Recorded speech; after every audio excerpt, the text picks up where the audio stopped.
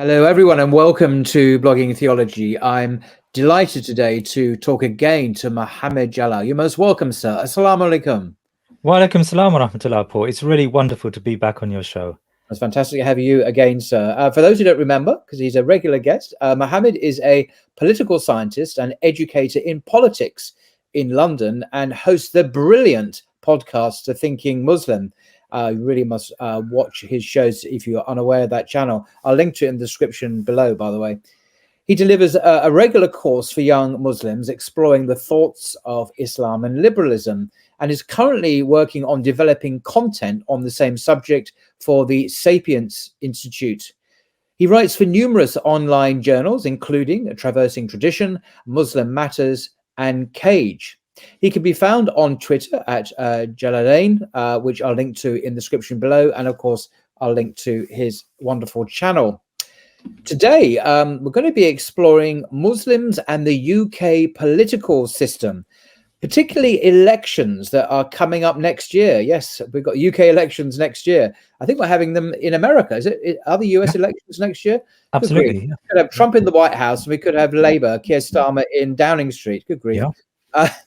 So we're exploring the UK elections, but especially in light of the British government and opposition giving uncritical support to Israel's devastating attacks on Gaza and their unwillingness to call for a ceasefire. It's truly shocking. Many people are absolutely astounded by this failure to call for a ceasefire. Anyway, could you perhaps introduce set the political scene for us? Why has Gaza made the elections matter to Muslims? Yeah, Bismillahir Rahmanir Rahim. Alhamdulillahi Rabbil Alameen. As-salatu was-salamu ala Sayyidina Muhammad wa ala alihi wa sahbihi ajma'in. Well, Jazakallah khair. Thank you very much for your kind introduction, Paul. And I think, as you quite rightly said, Gaza has in many ways woken us up on multiple levels. We've realized that the type of influence we may have believed we had here in the West, because of the influence of Muslims generally in society, may not be as conclusive as we had imagined. So many of the MPs, over 80% of MPs in Parliament, voted against the SNP, the Scottish Nationalists. They put forward an amendment to something called the King's Speech, and the amendment called for an immediate ceasefire. And a large number of MPs, in particular, by the way, MPs in very strong Muslim concentrated areas, these are largely Labour MPs, voted against a ceasefire. And so it's become... Just a pause here. These are Labour MPs, traditionally thought to be supportive and caring for ethnic minorities, in constituencies with large numbers of Muslims, opposing a ceasefire, opposing the slaughter of Gazans. I mean, who would have believed that possible? Like a couple of months ago, if someone had prophesied this taking place, who would have believed that possible? But it actually has happened, and it still is happening. I mean, this is not history; this is current reality, isn't it? Absolutely. Just to give you some examples to illustrate how complicit these MPs, and in particular the Labour MPs, have been. Just think about Shabana Mahmood. Gaza has really been a wake-up call for lots of Muslims. We believe that we had a certain level of influence here in Britain and in the West in general. And that influence really comes from the fact that very many Muslims today are, I suppose, integrated in inverted commas into the professions. You've got Muslims who are civil servants. You've got Muslims who are working as lawyers. You've got Muslims who are working as lecturers and teachers in schools. So we felt that the Muslim community had a certain level of leverage by the very fact that we are quite embedded within these societies. Now, what has become very apparent, in particular when it comes to the politics, is that a number of Muslim representatives and non-Muslim representatives, Labour and Conservative, largely Labour, by the way, these representatives have decided that they're going to vote against a ceasefire. The SNP put forward, as I said, a amendment to the King's Speech calling for a ceasefire. I think that was now three weeks back. And a great number of MPs, members of parliament, decided that it's just not worth rocking the boat, and they voted against that. A good example of that is Shabana Mahmood. Now, Shabana Mahmood is a Muslim. Historically, actually, she's got a very positive record on issues to do with Palestine. Shabana Mahmood is a Labour MP. She is probably the second most important MP in Parliament when it comes to Muslims, because she's not only an MP for Ladywood, she's also a shadow minister, and she will have a shadow ministerial post portfolio once once Labour come to power. And not only that, Shabana Mahmood is the policy director for next year's elections. So she's got a very prominent role in the parliamentary party. Yet she decided to vote against that ceasefire, to abstain, which is in effect vote against the ceasefire. Just to make a point about Shabana Mahmood, she's the MP for Birmingham Ladywood, it ranks in the top 5 constituencies in the UK where you have substantial Muslim concentrations. So most of her constituents are actually Muslim. In fact, 42% of her constituents are Muslims. So it's the largest voting bloc in her area. Yet when the Labour Party decided they're not going to back a ceasefire, the whips, so these are the party whips who are the party managers, and they're responsible for maintaining some level of discipline within the party. The whip said to those MPs that were teetering on, whether to vote with or without, the whip said to those MPs that it doesn't matter. The Muslim vote doesn't count. It's not going to impact you. It's not going to impact your seat. And I would like to come back to that later. Why were they so bold in making that point to those MPs who live in areas that are substantial Muslims? I'd like to ask you about that. Is that your reading of the situation, or do we actually have quotes or sources saying that the whips actually said that? There are multiple sources from MPs who later said that there was a lot of pressure put on them, and one such message that went out to those MPs who lived in, Muslims and non-Muslims, who live in very strong concentrated Muslim areas, that the message was, it doesn't matter. The Muslims aren't, in effect, I mean, the implication, now the rest is my analysis, the implication is Muslims are just not sufficiently organized to impact the outcome of your seat. So why worry about them? It's not just, by the way, Shabana Mahmood. Rushnara Ali, in one of the most concentrated Muslim seats in London, Bethnal Green and Stepney, used to be Bethnal Green and Bow. There's been a boundary change in the area. Again, she voted against the ceasefire, even though she gave a speech barely 5 minutes before the vote calling for a ceasefire. Yet she went into the voting lobby, and voted with her party. Now, that speech was probably, and again, this is my analysis, but a lot of political commentators have said something very similar. She was probably allowed to make that pro-ceasefire speech as long as she voted with the party in one direction. Extraordinary. I can't imagine there's a Muslim on the planet that would be against a ceasefire, except our wonderful elected representatives in Parliament who are against a ceasefire. It's extraordinary, isn't it? And it's similar like previous issues like gay marriage. Overwhelmingly, Muslims are against that, and yet our elected representatives in Britain, at least, and in America, actually, our Muslim representatives support gay marriage. They seem really seriously out of touch. If only it was that they're out of touch. Many of these, if you speak to them individually, and I've had the opportunity over the years to speak to MPs one-to-one, you will find that they actually do have some level of individual conscience. They do believe that what's happening in Palestine, for example, is totally unacceptable, especially these Muslim MPs. But when it comes to it, it's partly careerism. They want to remain within the party shadow cabinet in order to be given a post, because it's very evident now that the Labour Party is going to form a government next year if there is a general election. Of course, remember, a general election could happen anytime between now and January 2025. It's most likely to be in October. That's what most are saying, but it's very possible that the election could be brought forward to the spring to May. So many of these MPs may actually individually morally see that to be an unacceptable position. But because of the strength of the party machinery, and that's where I want to, one of the key messages I want to relate today. The problem with the British political system, and actually to a greater degree, the American political system, is that the party machinery, the way by which the liberal state solicits a form of acceptance and acquiescence from all of its members, is through these political parties. And the Labour Party is an institution.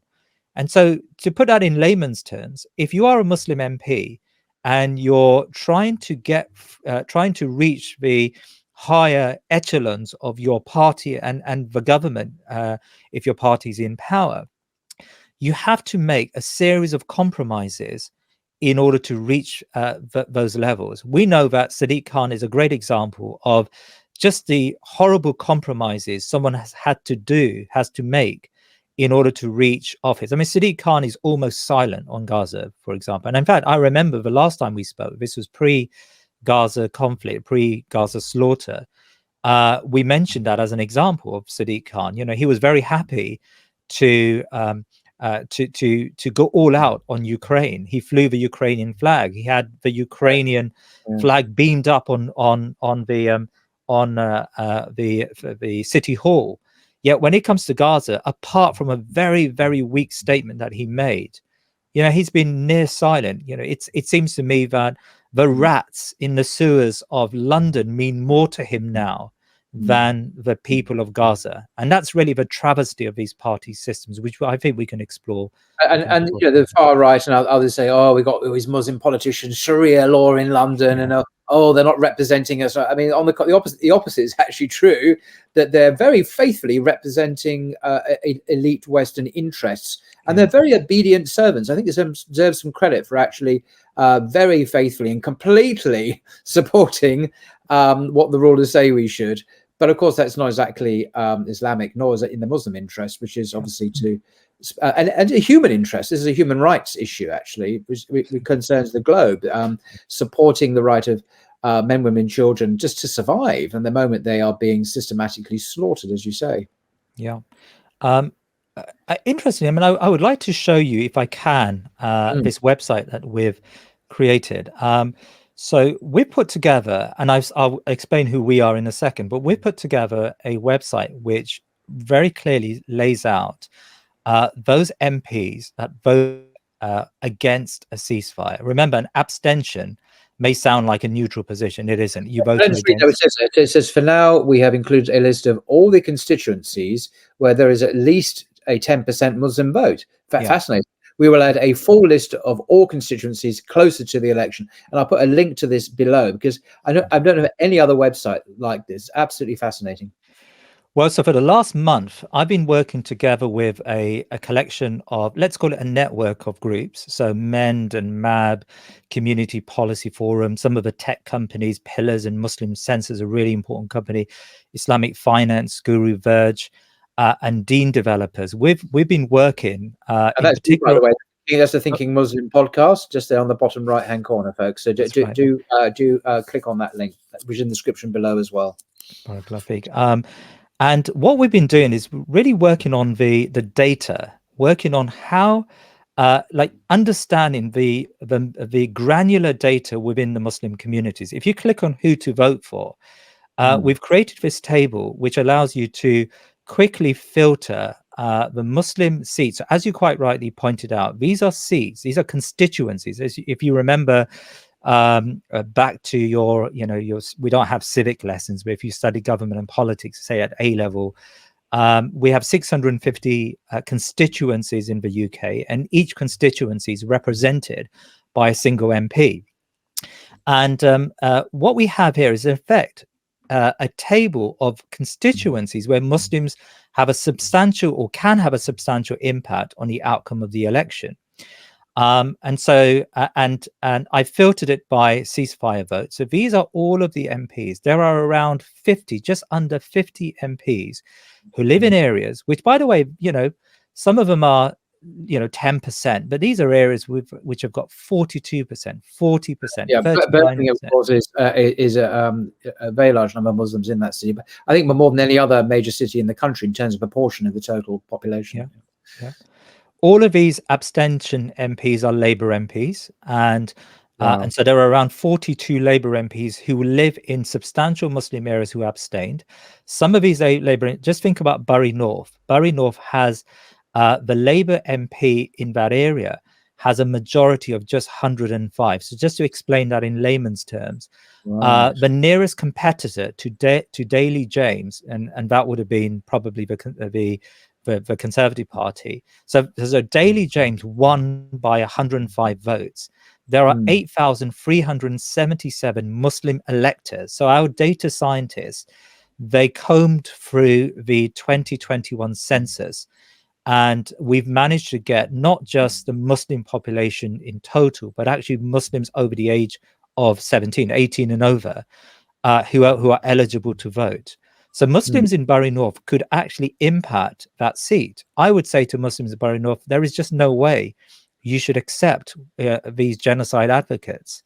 Daly James should never get your vote in that election. And again, we can expand on that. So even though only 10% of the population in Bury North may be, not the population of the electorate in Bury North may be Muslim, they actually have an inordinate, a disproportionate leverage in that particular seat. Just to show you another seat on this list, we've got Barking. Barking is the home of Margaret Hodge. Now, Margaret Hodge is probably the strongest Zionist sympathizer in the Labour Party. She's got form, and if she was instrumental in ousting Jeremy Corbyn from the Labour Party in I think those days. she's Jewish herself, isn't she? I think She is Jewish, yes. Yeah. Now, Margaret Hodge is the MP for Barking.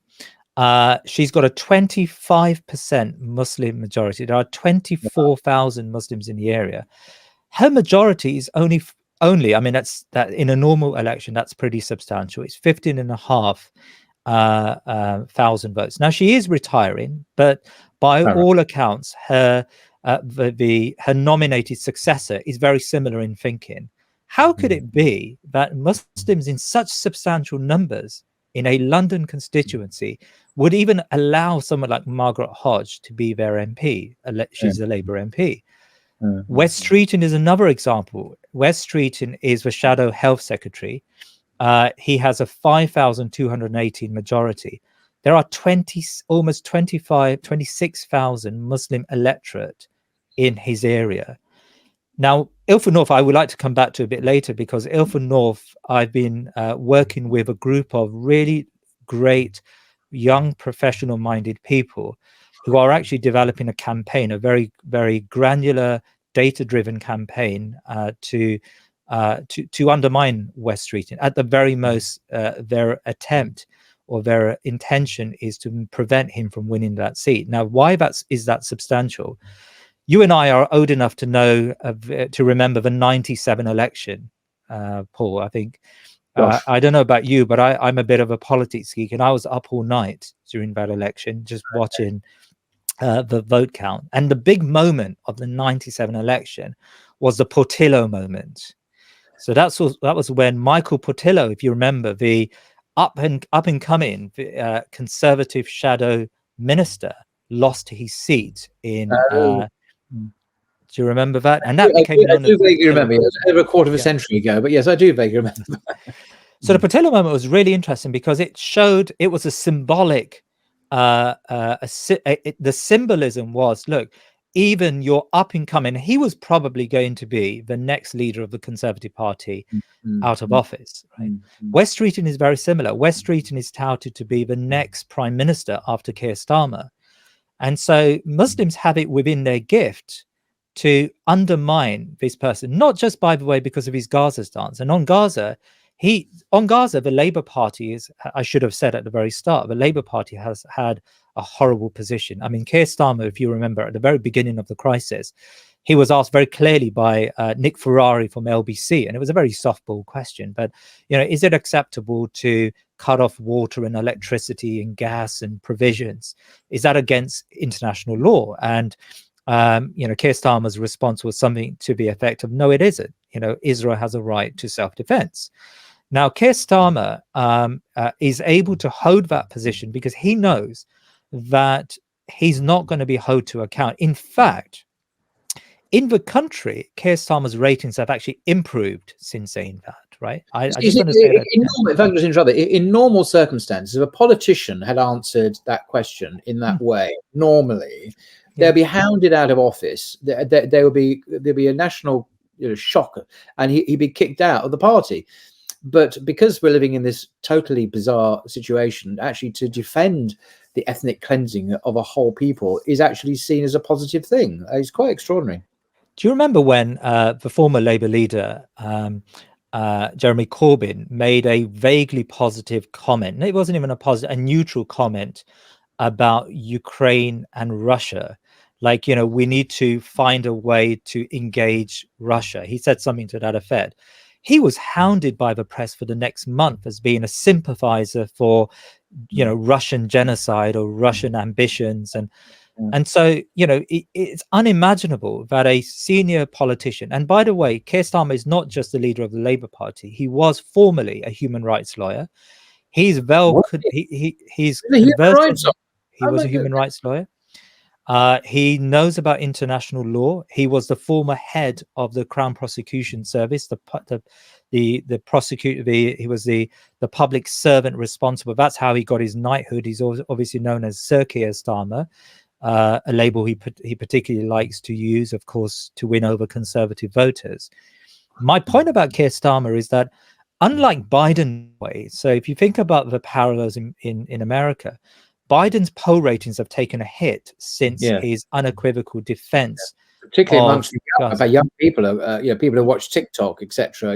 They're thinking how can they support Biden, who is arming Israel and the assault on the Palestinians? Absolutely.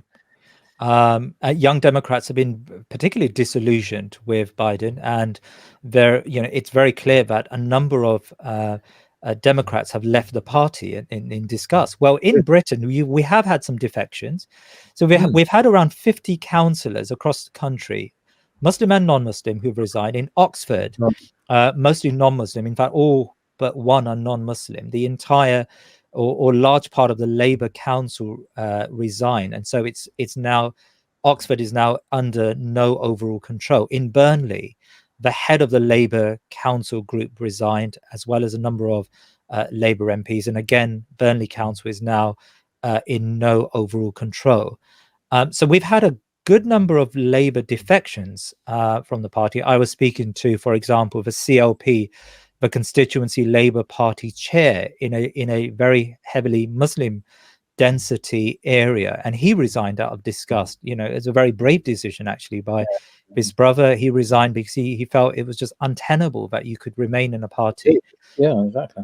I mean, just to come back to that, to the original point I was making about Keir Starmer. So there are a number of Labour MPs who have particularly been very strong in expressing their pro-Israel and in fact anti-Gaza perspective or anti-Palestinianist perspective. You've got the shadow Foreign Secretary David Lammy, who was horrible at the very beginning of the crisis. Now he's tried to row back on some of that, and I'll explain why. It's not because he suddenly found a conscience, but he was very horrible during that crisis. You've got people like Emily Thornberry, another human rights lawyer, from that North London set, who was asked point blank by Victoria Derbyshire on her program, is it acceptable to deny the Palestinians, food, water, and clothing? And she said, look, I'm not ready to comment on that. Israel has a complete right to self-defense. Oh, yeah, I saw that on news. That was very, very shocking. I think, can you just very brief, I don't want to kind of hijack your presentation here, which is very, very interesting. I just must ask, I think many people are wondering, why does the Labour Party, a party of the people, that's what it Yeah. calls itself, that came from the working class, that is traditionally seen as left or left of centre, thus, speaking up for the oppressed, the marginalised, the minorities, they always go on about minorities, LGBT. Why are they suddenly taking sides with a rogue state in the Middle East that has so far killed, I forget what the latest death toll is, 40, 50,000 women and children and men? Why are they? Because I mean, no one's putting a gun to their head. Why would such a party do that? It seems like a complete betrayal of their heritage, of their principles, of their whole ethos when it comes to the world. I just don't get it. Sorry, that's a huge question. I didn't mean to throw that in. I just in the middle of your presentation. It's just, if only it's a rhetorical question. There, it just seems an extraordinary state of affairs. Maybe that's my point. That's a really great question, Paul. And I think there are a number of Muslims who, despite what's happening in Gaza, are still under the impression that the Labour Party can serve them as a Muslim community. I mean, I met an 18-year-old in my local area recently who's been campaigning for Palestine, and he's been very brave in standing up to his college authorities on Palestine and Palestine-related and Gaza-related issues. Yet, he said to me that when it comes to it, he'll probably still vote for the Labour Party because of the lesser of the two evils argument. So what is it about the Labour Party that allows them to be advocates for genocide, or at least the shadow front bench, the leadership of the Labour Party and a great number of Labour MPs? Why are they ready to endorse such a reprehensible position? Well, there's a number of reasons behind it. The primary reason is that the Labour Party, for it to be seen to be a credible party of government, it has to follow the Tony Blair strategy. The Tony Blair strategy was to be as closely aligned to the United States as possible. So I mentioned that David Lammy has somewhat diluted his message in recent days. That's simply because the Americans have somewhat diluted their message. So what the Labour Party are in effect doing is they're echoing the Secretary of State in the United States. They're echoing Biden. So if Biden tomorrow called for a ceasefire, then the Labour Party will call for a ceasefire. Now, why is that important? Well, for the Labour Party, they need to give the impression that they are a capable and responsible party of government. And one of the main ways by which they can do that is to show that they are aligned and allied closely with the United States. So you may know. If you say allied and aligned, is that the correct adjective to use? It sounds like Britain has been the poodle, the Labour Party has been the poodle of America, because align means, well, we're standing shoulder to shoulder, we're cooperating, we're walking in an alliance. But that's not what you've described. You said, well, if America decides tomorrow to order a ceasefire, the Labour Party will suddenly jump up and do exactly the same. That's not an alliance. That is simply being subordinate and obedient to a foreign power, actually. And that is very un-British, apparently. We're not supposed to be subordinate to foreign powers. It's just whatever happened to our autonomy, our dignity even. But that's exactly what you're describing. So anyway, let me interrupt too much. No, I think it's a great interruption. I mean, you're probably right. I mean, the United Kingdom today, especially post-Brexit, post-COVID, the United Kingdom is a weakened power in the world. The UK economy is doing particularly badly in relation to the G20 countries. And one of the key objectives of the Keir Starmer Labour Party, in fact, it's probably a bipartisan objective, is you've got to be very close to the United States and support them.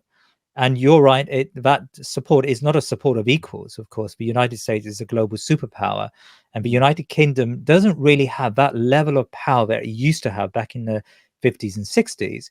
So the United Kingdom, think about Tony Blair, think about how he aligned himself to George Bush during the Iraq War and closely followed the lead of George Bush. He was the first prime minister to visit the United States after 9/11. He gave his unequivocal support for any action that the United States would undertake in that war on terror. He not only coalesced, he helped the United States commit the most horrific crimes during that period. We know that because a number of High Court cases had come about after that. One particular case was the Libyan national who was kidnapped from the UK under Labour's watch, kidnapped to Libya, and was horrifically tortured with his pregnant wife. And when he tried to get his day in court, the then Cameron government did everything it could to prevent that case, using national security as a pretext to stop the case. He won his Supreme Court case against that Cameron decision, and he did finally have his day in court. They tried to bribe him with millions, and his response was, I would rather have £1, but an admission that the government was responsible for my torture. He had his day. And by the way, it was Theresa May, when she was prime minister, in Parliament, she had to give a very groveling apology to this man for what the government of Tony Blair had done to him and his family. So we know that the United Kingdom contributed to the secret prisons around the world. They contributed to the torture chambers that were created in Morocco and in Pakistan. They were all complicit in that. And back to Keir Starmer's Labour, there is no difference between Keir Starmer and Tony Blair on this level. Keir Starmer will give up every pledge he has made in order to come to power. And you will see with Keir Starmer a relationship with the United States that is even closer, by the way, than the relationship between the current Conservative Party and the US. Now, by the way, the Conservative Party is unacceptable for all of us, for Muslims. But the Labour Party has a particular form when it comes to this. Now, just very quickly, a second reason why they're so stubborn on this very pro-Israel perspective is partly because of the strength of the Israel lobby. And in particular, the Israel lobby was instrumental in ousting Jeremy Corbyn from the leadership of the party. If you watch the Al Jazeera documentary, a series of documentaries that looked at internal leaked memos, it's very clear that the Labour Party was internally plotting against its leader, Jeremy Corbyn, and they were coalescing and working with the Israeli embassy in bringing him down. So there is this a horrible relationship between the current Labour Party and the Israel lobby in Britain. Just a quick footnote, when you say the Israeli embassy, and I have seen these programs, and this is indeed the case, what we're talking about is the active intervention of a foreign power in the internal political machinations of a British political party. It's not just like the embassy. It means a foreign power. That's what an embassy is. It represents a foreign government. So this is remarkable. It's not just a passing detail that a foreign power is conspiring in a British political context to affect electoral outcomes. But I suppose, to be fair, I would imagine most governments have always tried to manipulate and change elections and so on around the world. America's done it, Britain's done it around the world, and so on. But of course, if there are actually parliamentary rules against foreign interference in British elections. And by the way, when the Russians tried to do it here in the UK during Brexit, there were parliamentary committees set up to investigate what had happened, as in the case of the United States. So it's very clear that Israel gets a free pass when it comes to its activity in the UK. Before we move away from this table, it's probably quite important to mention one or two other examples, because I mentioned these only because I would like Muslims from these areas to get in contact. In fact, I've had a number of Muslims contact me now from probably over a dozen, probably 20 areas. So we're working with the grassroots. But think about Slough as an example. I met with a brother yesterday from Slough. Slough's near London, by the way, for those who don't know, in southeast England. It's the home of the Office. If you remember the original Office, it was based in a. Oh, really? Slough is meant to be one of those depressing places. Sorry if you live in Slough, but it is quite depressing, to be honest.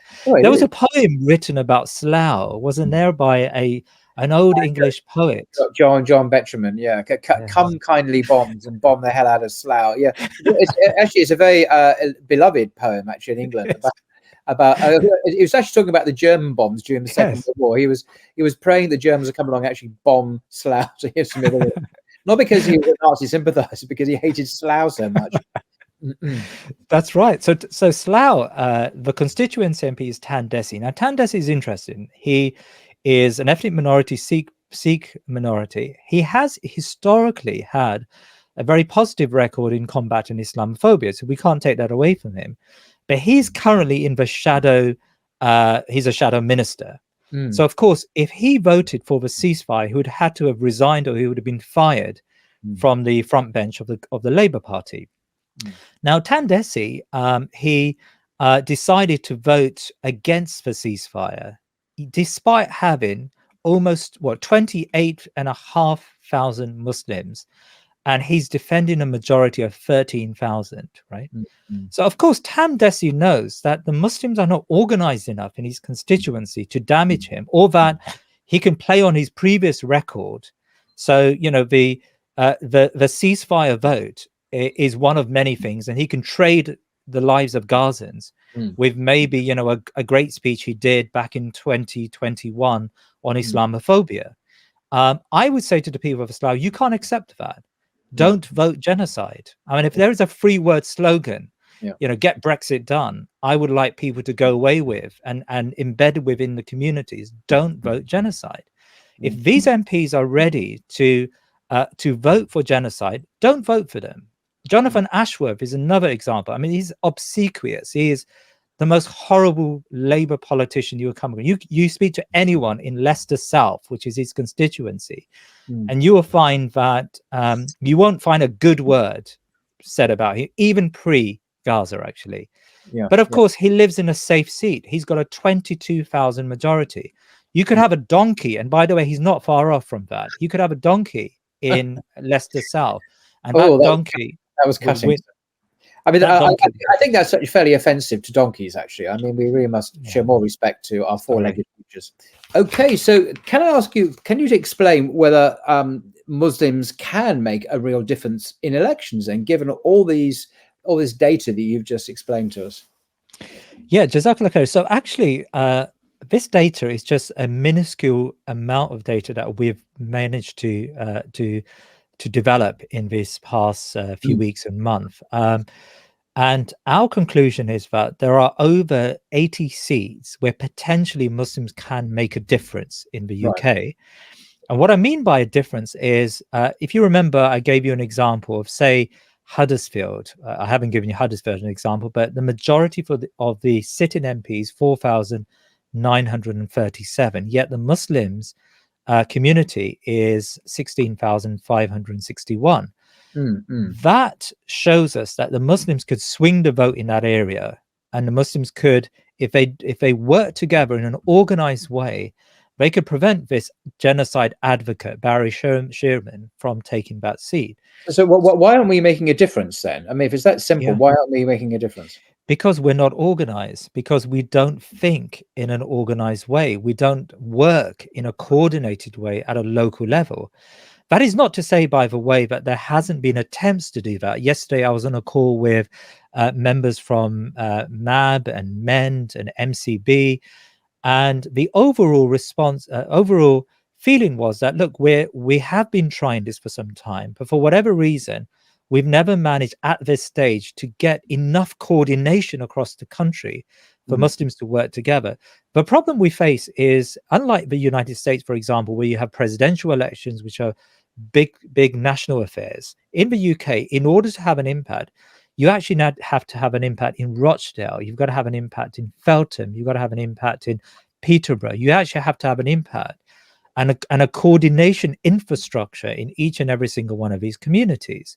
So in Ilford North now, there is a coordinated infrastructure. These young brothers and sisters have come together. These are young professionals, lawyers and teachers and doctors. They've come together and they've developed an organization to address West Street in their area.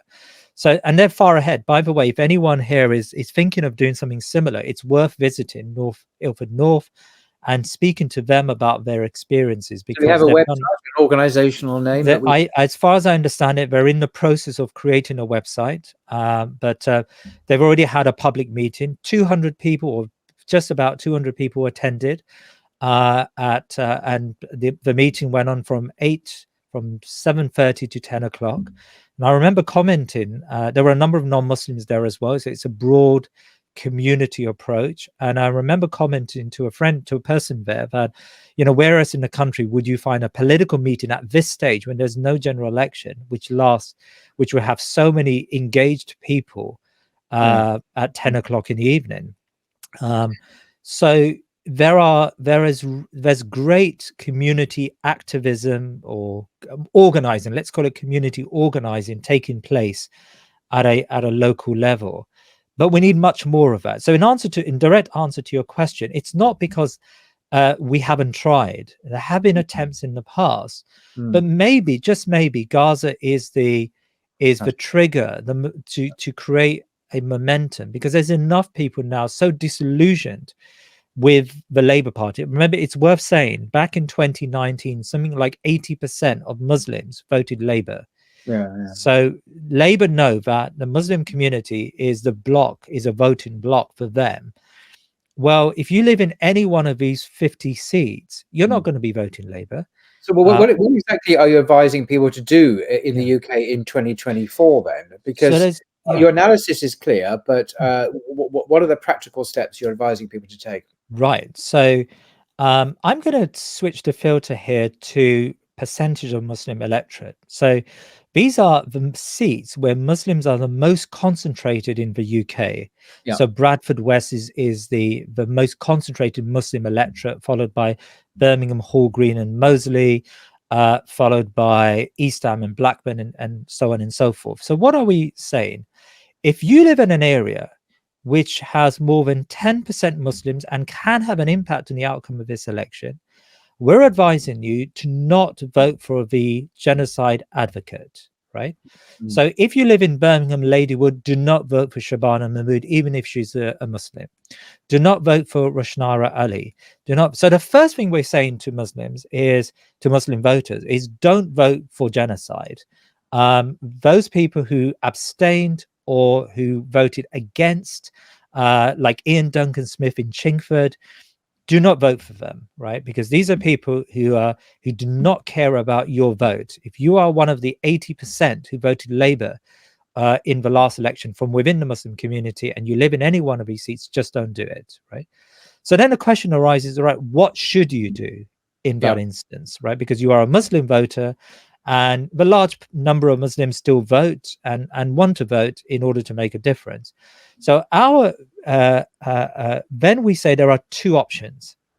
Either, if you have a constituency where you can do like Ilford North, where you can put forward an independent and the numbers add up, like Dewsbury, like Batley, like parts of Leicester West, if you live in those constituencies and you've got the infrastructure and the know-how to put forward an independent, and it's not an easy thing, then do so, with the expectation that even if you don't win it, that can be the repository of enough Muslim votes so that these genocide advocates do not get their seat. Do you understand? So in a first past the post system, I know that. I'm just a bit slightly skeptical, because MPs are elected by all the people in the constituency, not by, even if Muslims make up 10, 20%, they're still a minority. So if there is a national massive sweep to Labour, which is almost certain, as you agree, it doesn't really matter what the 10, 20% do in any, they're going to get elected anyway, because the Muslim vote is still a tiny minority. It's not going to offset the majority, which are going to overwhelmingly vote Labour, if you see what I mean. So I'm going to highlight the following seats for you. I'm going to go down. Sorry, this is a bit of a guesstimate. I've got it on a separate spreadsheet, but I'm going to highlight, I think, up to here. Right. These seats here have enough Muslims, and if everyone in the Muslim community voted in a particular direction, they would guarantee an MP. Okay. All right, I'm going to say that again.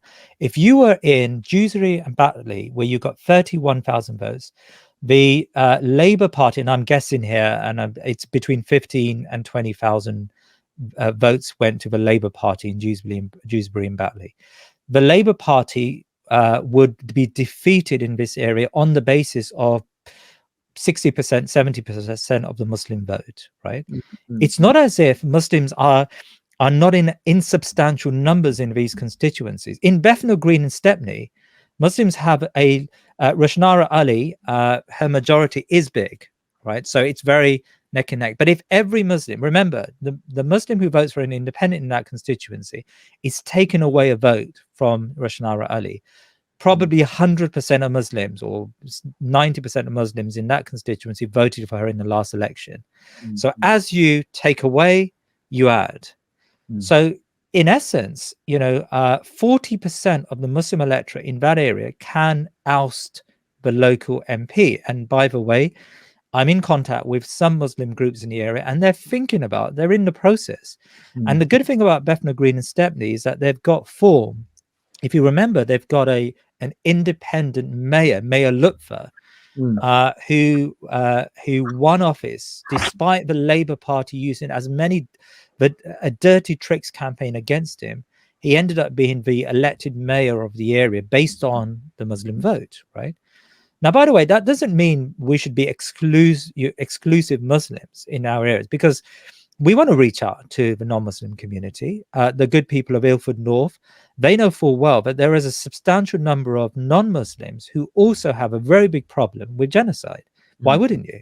If you go on any of the demonstrations, you and I have been on the demonstrations, we know that a large number of those people who turned up week after week to protest against genocide are non-Muslims. Not only that, people like West Street in Ilford North, they're in the process of privatizing the NHS. West Street is a major endorser of a private form of NHS. So there are a good number of people who are concerned about the future of the NHS. In fact, I sent a tweet out at the very beginning of this crisis about West Street and it was surprising just how many non-Muslims contacted me and said, do it for us, because we know this person is going to damage our National Health Service. He's the shadow health secretary and would be the health secretary when Labour come to power. Is it possible just to pause a second and look at more metaphysical issues? Because Muslims, by definition, are those who submit to God, and so that God, religion, theology, law matter. So more fundamentally, how does what you say intersect with Islamic ideas of sovereignty belonging to Allah? Because there are Muslims who believe that voting itself is haram, and voting in a democracy, I should say. Hizb ut-Tahrir famously against this, but not against elections, just against the idea of democracy, because sovereignty, as they understand it in a democracy, lies with human beings rather than God, as it does in Islam. So how do you respond to those issues?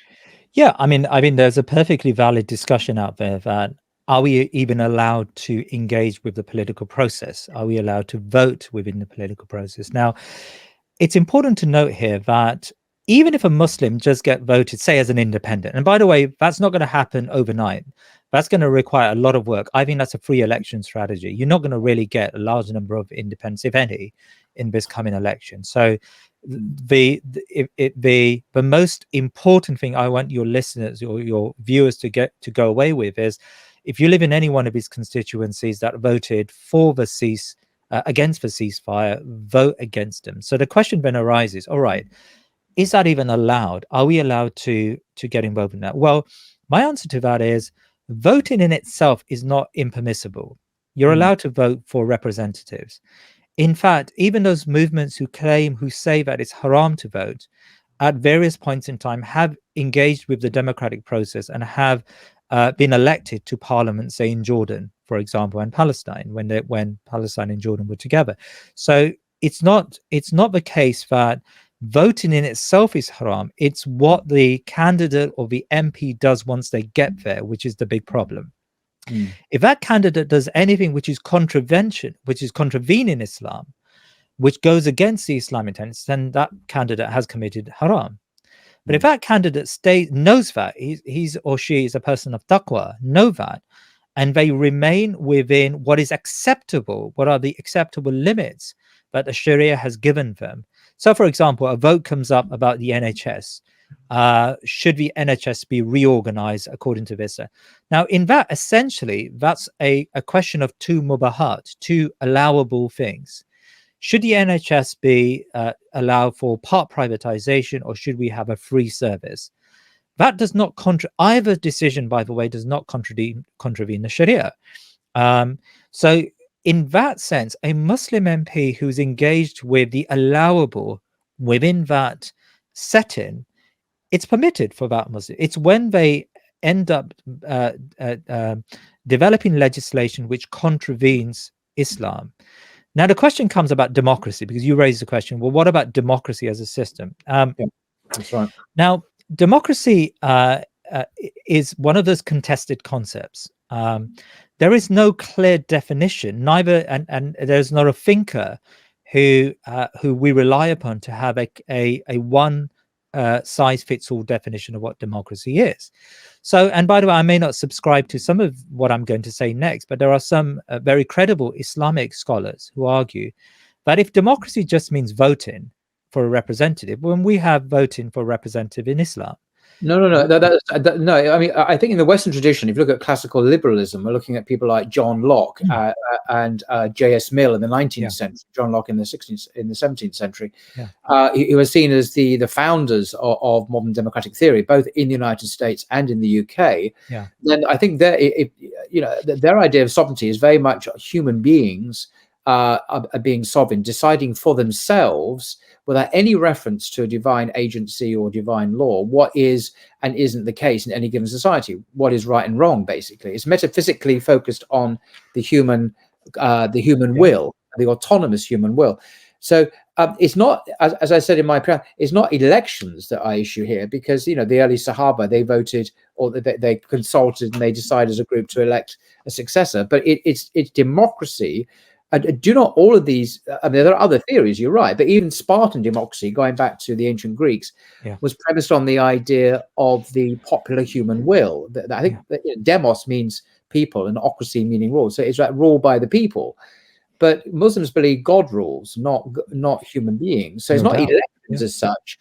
It's the actual substance of the system itself. Is it theocentric, or is it man-centric, or is it man-centered?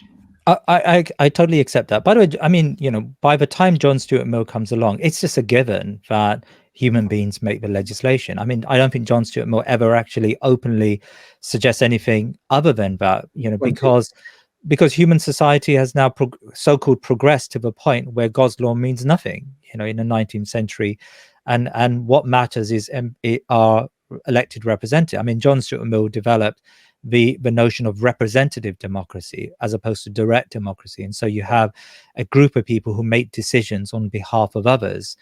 Now back to the point you make about sovereignty. Of course, that matters to us. So, for example, if you are a Muslim lawyer and you represent a client who owns a pub or a bar, and someone steals their wine and their beer, are you allowed to represent them? Well, according to many scholars, you're not, because in that instance, the legislation does not permit that person to own the bar in the first place, or to own the wine in the first place.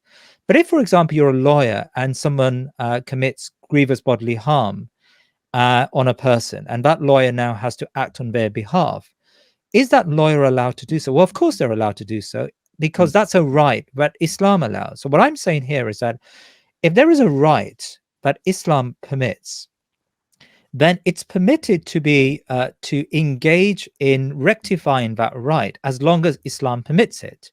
So for that Muslim MP, in other words, the reference point has to be Islam. The reference point has to be Allah Ta'ala, right? Like the lawyer, like all of us, by the way, in our individual professions, we of course have to engage with what is secular law.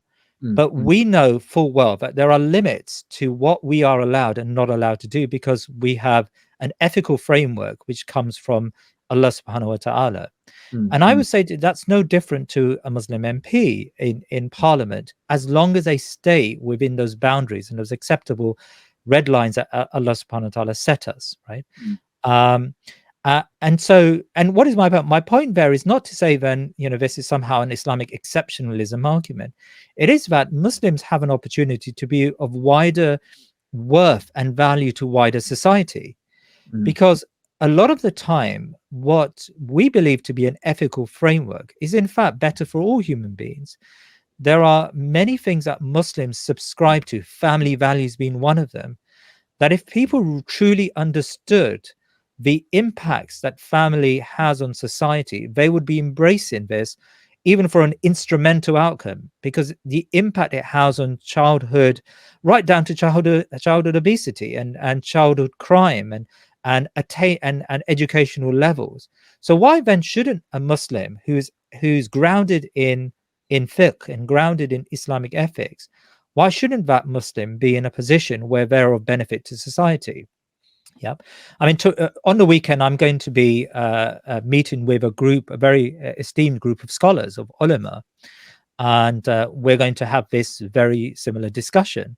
Right. And the my point to them is that in the same way that Salahuddin Ayyubi was a warrior and an administrator, he relied on a group of scholars who gave him the understanding and the knowledge and the know-how to make the right decisions when it counted.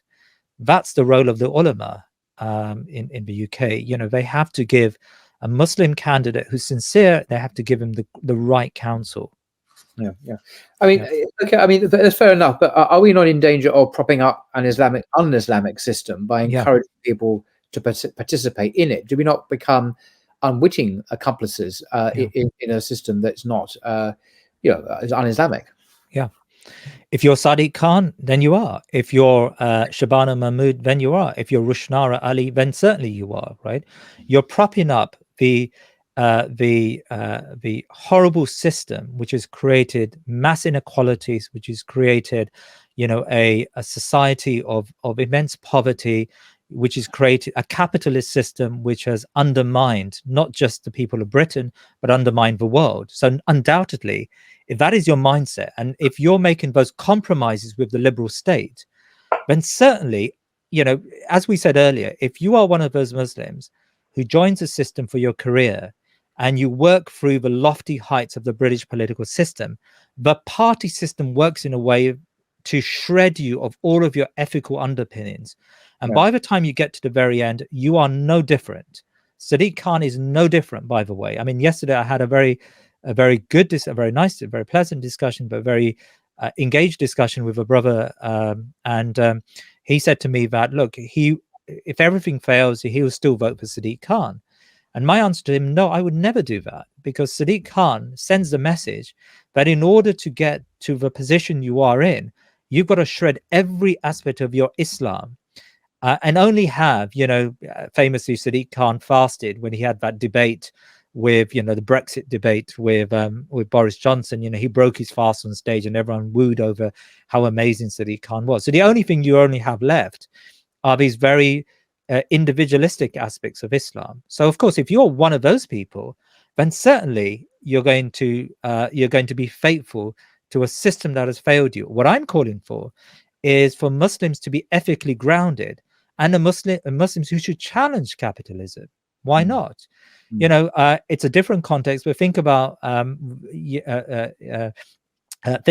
the Greek left, and we don't support the socialist left, of course, but think about Varis Yanovakis. Sorry, I've lost his name. Think about these economists. He's very active on Twitter and on social media. He's he speaks English perfectly, and he's very eloquent, worth listening to. Very, very pro-Palestinian, actually. Yeah, very.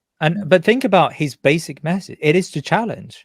Why can't we be like that? Why do we have to be so subservient to the party system that once we get there, we become like them? Why can't we actually be of service to people? And by the way, that message will resonate amongst large numbers of people. I mean, I made a point about the left. The left are disorganized. The left always try to stand for elections, and they always fail, partly because they just don't have the organizational capabilities and the concentrations that the Muslim community have. So my argument to whenever I meet Muslims is don't believe that the left will bring you anything, because they're not. They fail every year, every election they fail. Bring them to you. What about failure then? What successful non-Muslim movements or campaigns have you explored that Muslims might emulate? Yeah, I think that's a very good question. We have to go as far as, say, Latin America to think about some of those asymmetric movements that are able to combat the power, the machinery, the money that these established political parties have. We have to think about even, by the way, I mean, even though these campaigns belong to the left, we have to learn from the campaigns of AOC in the United States. And we don't accept what she has to offer on the social liberalism front, but just the way she fought her asymmetric campaign against the establishment within her own party, by the way, within the Democrat Party, is a really good example of how you can organize. I mean, I've met now with two senior members of the old Momentum movement of the Labour Party. Now, we have a big problem with some of their ethics. I'm not going to say anything otherwise, and I say it to them. But we can learn from how they organize within their communities, what they did right within their community. So I'm not, by the way, saying that there's somehow an Islamic method of electioneering. I'm saying that there are people we can learn from. There are social movements out there. There are political movements out there that we can model our campaigning on. So that in those constituencies where Muslims can make a difference, we really do make a difference, I think. So I'm not, by the way, saying here that we should go into any of this blindly. We have to organize and learn from people who have successfully organized in the past. And I'm in conversation with some people who've done that successfully. Fascinating. But the thing is, many would say that UK Muslims are deeply divided. So how are we going to move forward on this, given that alleged fact? Yeah, I think that's very good. I think what is interesting here, I mean, if we read here, to put Muslim issues back on the agenda, this is the last election we are going to be taking for granted. There are 4 million people acting as one. We are focused on seats where the Muslim vote can influence the outcome. We are here for the long term. We're laying the foundations for our political future. This is the first time, I would say, that's different Muslim. I mean, yesterday, I can't reveal, who was on the call, but yesterday we had over 40 organizations that came together on a single call. I mean, these are people from diverse Muslim communities in Britain who are now working together to organize a unified approach to next year's elections. Now, by the way, it doesn't mean we all have to agree on everything. There are people in those groups who would disagree with me on the ultimate end of getting enough independence in Parliament, right? We don't have to agree on every single approach. What we have to agree on is what we intend to do in 2024 on the basics of what we intend to do, and work together. I personally believe that we should not at any stage try to break our unity and go off alone and believe that we're going to have an impact. We really have to work with Muslim groups and with Muslim, in particular, grassroots Muslim organizations, work with them. So just to give you an example, in this next week, I'm going to be visiting 2 or 3, maybe the third hasn't yet, 3 areas where there are Muslim campaigns and discussions taking place. And they've invited me to help them formulate a strategy and formulate a decision, right? And in my mind, it's not about me dictating or an organization dictating how they should do it. It's about a grassroots movement that works to build that consensus and unity amongst themselves. So in answer to your question, I think Gaza is a horrific conflict, but it has given us the opportunity, and I place the word opportunity in inverted commas here, because we should never think that the blood of Muslims is sacred for us, right? But we know that it's focused minds And I think it's given us this ability to bring together Muslims who may have in the past decided to work it alone and work within their own silos. So do you think one day Muslims can be a major force in Parliament itself? I don't know is the answer to the question. I hope so. I wish so. I think we can. I think we have the ability to do that. I think there are a lot of challenges in our way, certainly. And I think we have to be mindful of those challenges. I think it's interesting to look at examples like Sinn Féin. I mean, Sinn Féin is a very, very interesting example of ethical representation. You know, these are people who get elected to the Westminster. They don't even take their seats, by the way, yet they remain wedded to their constituents and the needs of their constituents. So there are different models out there that we can learn from. And some of these models can be quite radical models, by the way. And I'm not in any way dismissing any of them, because I think what I want to get across is the status quo. What we have already is not working. If, let's go back to the top of it, 81% of MPs did not back a ceasefire. If we think we do have that level of influence, I think we were surprised when Gaza happened, just how uninfluential we are actually as a Muslim community.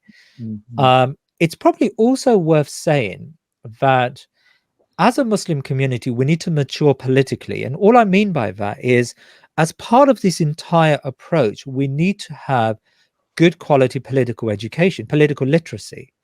One of the things I do a lot, or I want to do a lot more in the coming months, is just to hold free sessions in our communities where we just explain the political system. There are still some people who believe, for example, that the Liberal Democrats are, the panacea. Now, it may be that the Liberal Democrats become a reciprocal for your protest votes. They're never going to get to office. They've only got 15 MPs. So maybe that's a strategic move in one or two areas. I don't know, right? But if we study the current political context, the Liberal Democrats are not even, if you go back to Ilford North, if you go back to these constituencies, the Liberal Democrats are actually not contesting any one of these constituencies with large Muslim populations.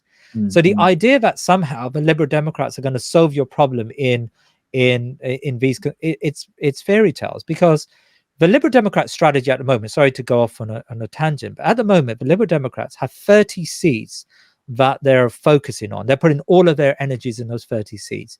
These 30 seats are conservative seats. There is in effect an under the counter deal with the Labour Party. You don't contest these 30 seats where we are the second closest to the Conservatives. You don't contest these seats. And in your areas, we're not going to contest those seats. We may put a candidate. So, for example, in Ilford North, the candidate they've got lives in Bournemouth. He's got a full-time job, right? It's just a token candidate in order to show that, yes, we've contested the 500 odd seats in England and Wales. In reality, the Liberal Democrats are not in play in any one of these seats. Now, if we don't have that political literacy, we may think, oh, the Liberal Democrats, they're great, they're an amazing party, they're a third English party, but they've only got 15 MPs and they're not going to contest these seats, as I've said. So that level of political literacy is really important for us moving forward, I think. Yeah. Well, thank you very much indeed. I mean, we must one day, inshallah, invite you back on to discuss this further, actually, particularly when there have been more organizational developments, which you've alluded to. So we have something concrete to chew over and for Muslims to actually focus on. At the moment, we're talking theoretically and in terms of how to reshape, reconfigure the paradigm. So it's very optimistic. So thank you very much indeed, Mohammed Jalal, for your time and your expertise. Hugely beneficial, and I wish you well in your continued efforts in this regard. So thank you very much. Until next time. Barakallahu Feek. Thank you very much, Paul.